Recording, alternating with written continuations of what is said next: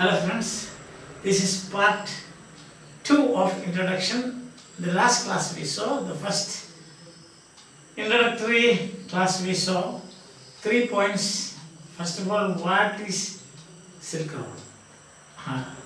It is a road, like an express highway you can say, connecting countries in Asia and Europe.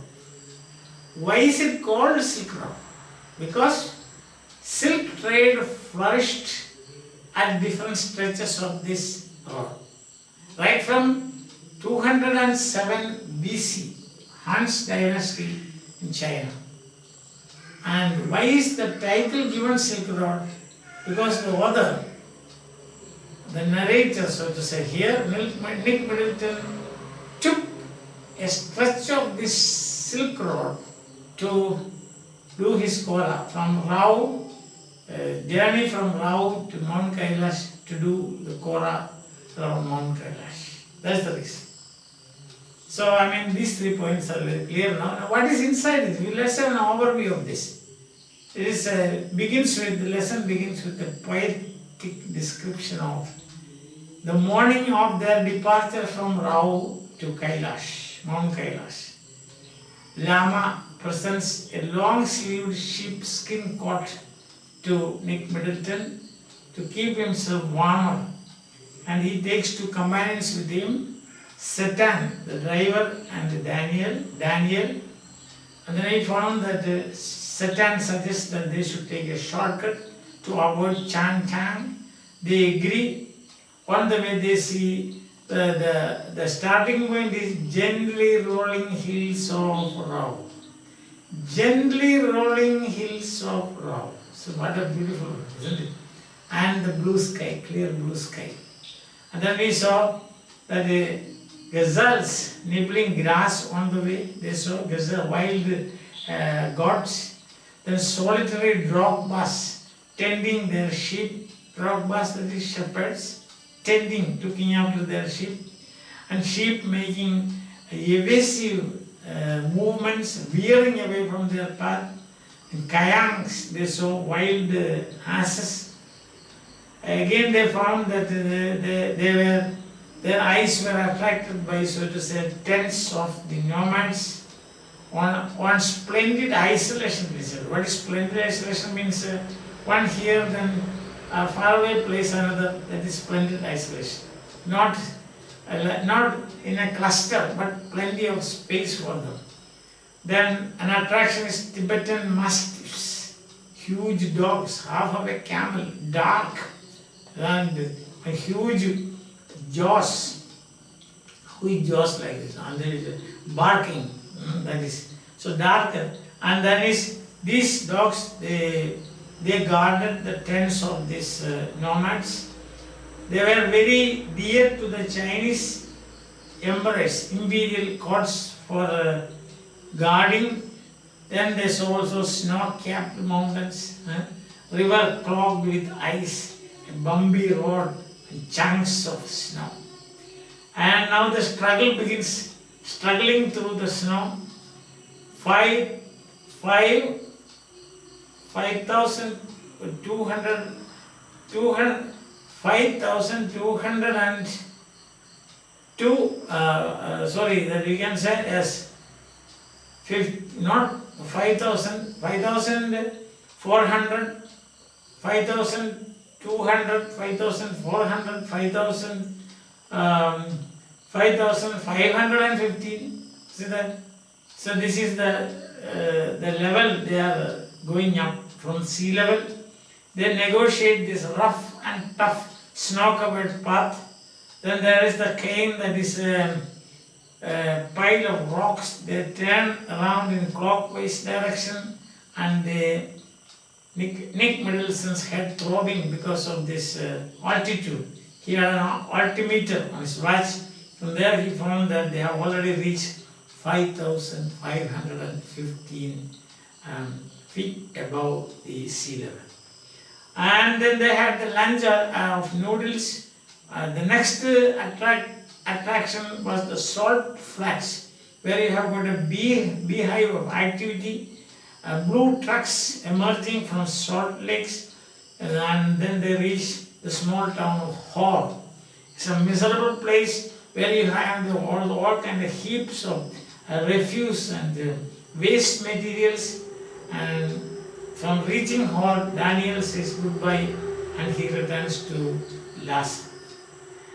And then you have another very, very important attraction, very historic, which is historically important, that is Manasarovar. According to Hindu and Buddhist cosmology, the two, that is in a way it is the most venerated stream of or stretch of waters, and according to Hindu and Buddhist cosmology, it is said that it is a starting point of 4 great rivers, that is Satluj, then you have got the Ganges, the Indus, and also the Brahmaputra. And it has been said that it is a very holy place, and monks came and stood and they wept seeing this holy place, the sacred waters, and also the calm and quiet situation there in around that place, that is Manasarovar. So they had tea at the horse, only cafe, and then Satan, there many of the tires were punctured, so Satan was repairing that. And then they're riding toward Mount Kailash, towards Mount Kailash. Think of, Nick Middleton was thinking of the legend, the contrast between legend and reality. And it has been said, as I told you, this venerated stretch of waters, Japanese monk Eikai Kawaguchi, he came there, stood and wept. Same with the Sven Hayden the Swede, he also wept. He was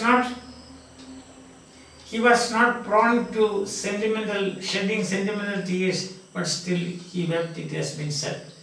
And the next post was Darchen. They reached the Darchen guest house, and there begins the nocturnal disturbances. Nocturnal means night. Nocturnal disturbances and troubles that Nick Middleton had to face. His sinuses were clogged and unable to breathe. He tried, he closed one of his nostrils and tried with another, but still it was a sleepless night. The next day, Satan took him to Darchen Medical College, the only medical college that we can say. There's a doctor. The doctor had no paraphernalia, no stethoscope, no white coat, none of those things. He was a simple Tibetan, and a course of Tibetan medicine he prescribed. And when he found that Nick Middleton will live, he will not die. Satan was a Buddhist.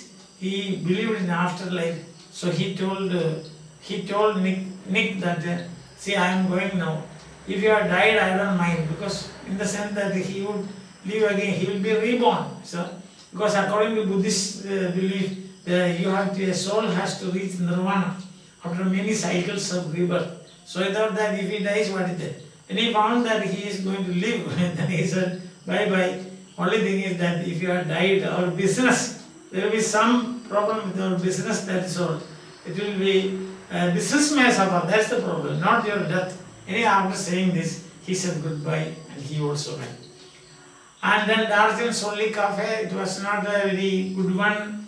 It was built with painted concrete blocks, and also you could see plastic decorations with the plastic. The walls and ceilings, covered with the plastic, and huge shopping bags. They were hung there, here and there, and then you have, he was sitting by the side of a window, and he was looking out, and he was trying his positive thinking strategies, what to do now. When he found that he was too early, and there were no pilgrims at all, he had to do it all alone. Then suddenly what happened? As from somewhere, so to say, Mr. Norbu, professor, he was also a professor, no? When Norbu, he appeared. So Norbu found him, and also now Nick Middleton was worried because there was nobody who knows English, but Norbu knew English, he could speak, and he was actually a troubleshooter in this situation, we can say. So, Norbu, he was Tibetan, he worked in Beijing at the Chinese Academy of Social Sciences in the Institute of Ethnic Literature. So he was also an academic person, and like Nick Middleton. So both these academics, they laughed, saying that two academics who have escaped from the library. We both are two academics who have escaped from the library. Actually, Norbu had written many papers on this Kora and that area there, but he had never done it. So he thought, I have no moral right to write about this without doing it, and therefore he had come there. So there were only two of them.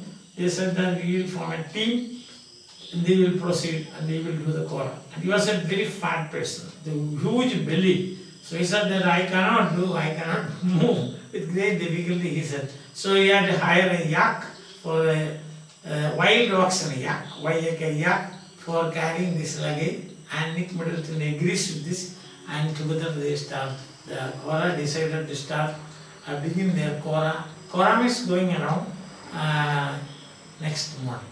So this is the story. You can see from gently rolling hills of Rao. On the way, two small towns, one is Hor, the other is Darchan. Both these is miserable. Another an attraction was Manasarovar. There also he found that it was not as good as, or as well kept as he thought. So that's why he said there is a contrast between legend and reality. Then also we found that how important was Manasarovar in the Tibetan and Hindu cosmology, because it is the origin of four great rivers. On the way, they meet Tibetan mastiffs, that is an attraction, and then, or a distraction, you can say. Another thing is that they found chunks of snow, and they struggled through it. It's a bumpy road. And then also they found that they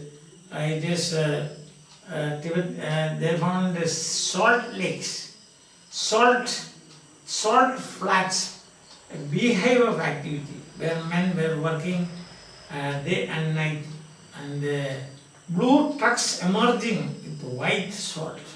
That's a good contrast, isn't it? Yes. So this is what I have done here on the board.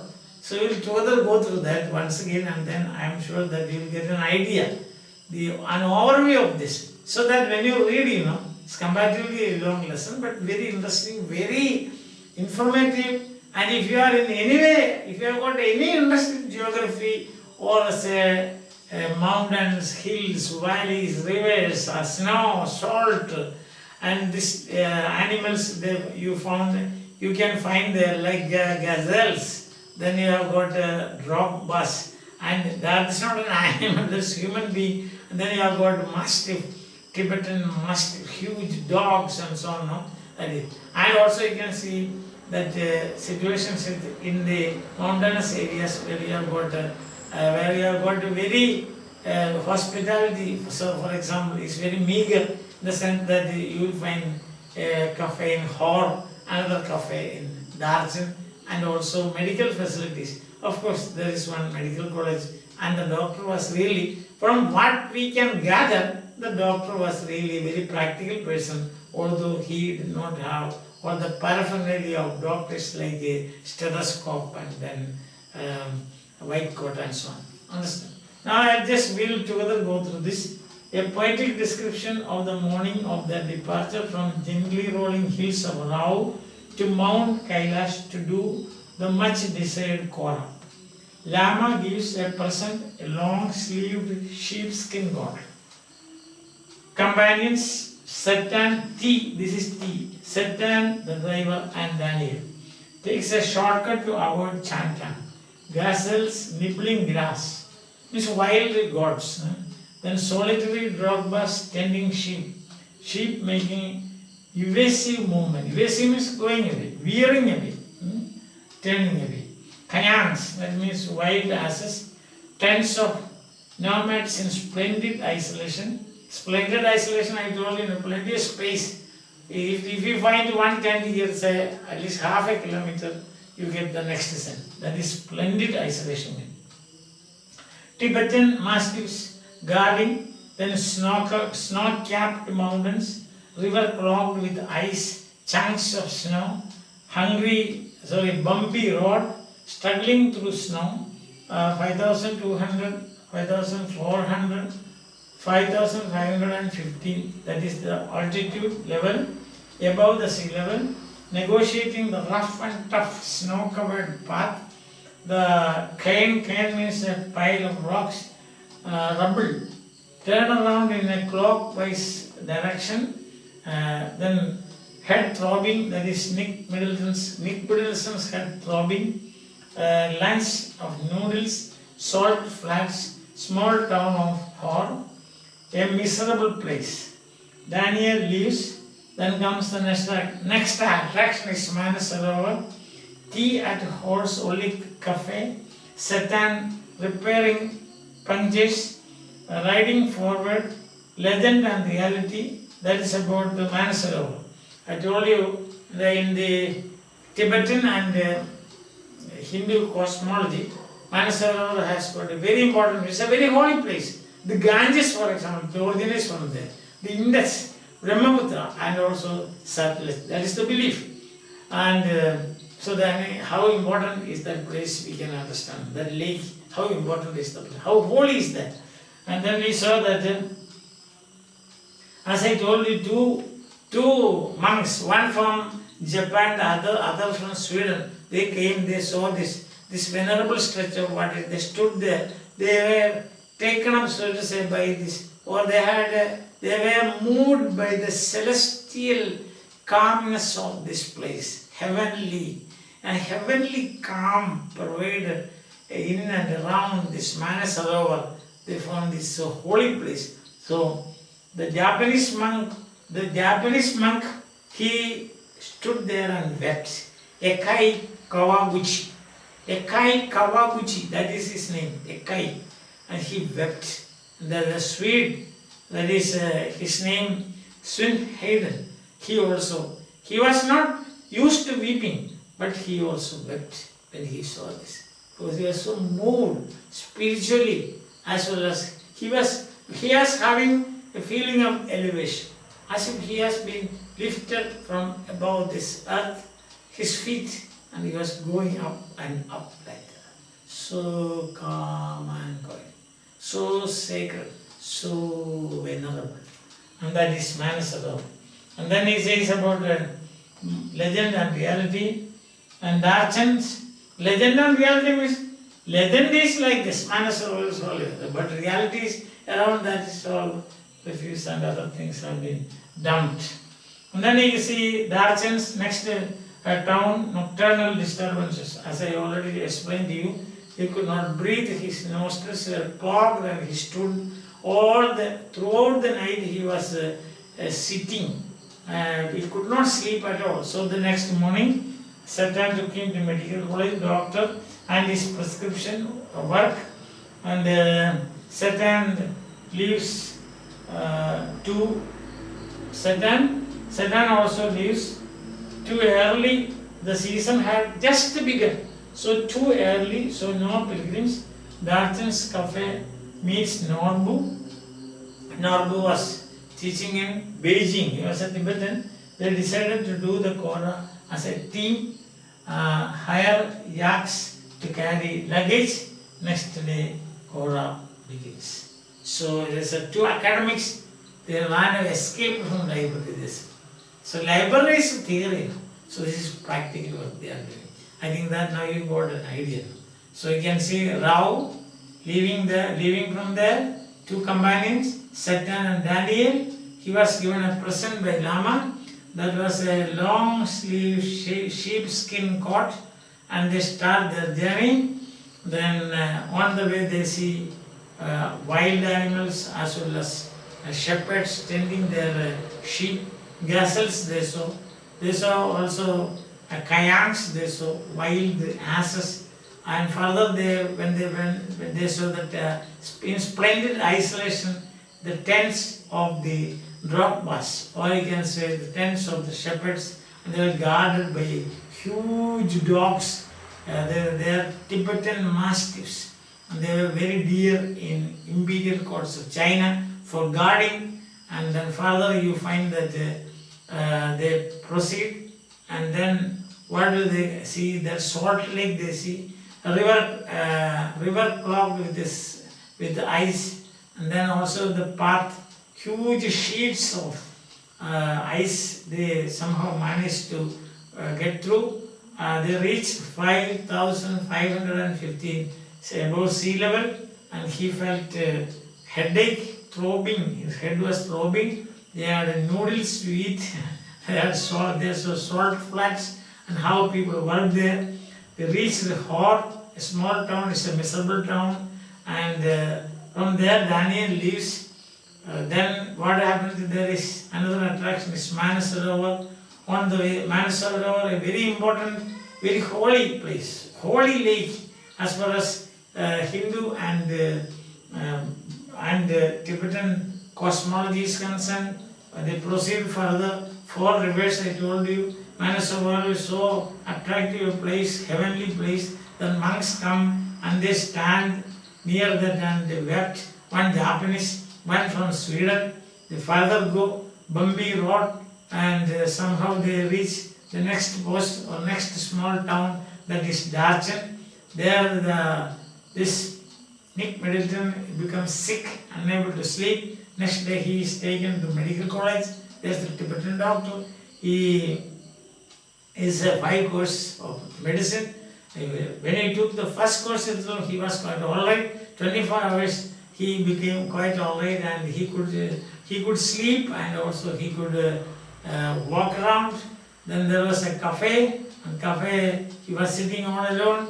His friend Satan left him, driver Satan left him. He was a Buddhist, and he believed in afterlife. He would not bother about the death of this man. He would only bother about in case he dies, there may be problem with his business, and therefore he said this and he went away. And next he was sitting there. Positive thinking strategy he always developed, and he had it with him. That is an armor that is carried with him. That is positive thinking strategy. It worked many times, and this time also it worked. He saw from somewhere, we can see notebook comes there. He was a professor, a teacher, and Beijing, and he also wanted to do the Korah. There at the beginning of the season, there were no pilgrims. These 2 people were all alone. They formed a team, and they thought of starting the Korah the next month. So this is what we are going to see in this. So the most important, the bumps in this description, we can say, leaving Rahu, present. Then next is that you find the animals, wild animals, the Tibetan mastiff, shepherds. They reach Hor, then they reach, they saw Manasarovar, they reach Darchen, then medical college, then Norbu. So these are the main important, the bumps you can say in this description. Hope that you got an idea of this. So you will get through, we will get into this from tomorrow, section by section, and there will be a lot of very interesting phrases and words that would be very useful to us if we can master them and make them, internalize them and use them in our day-to-day conversation. And when you are writing for your, when you are preparing answers and preparing for your examination.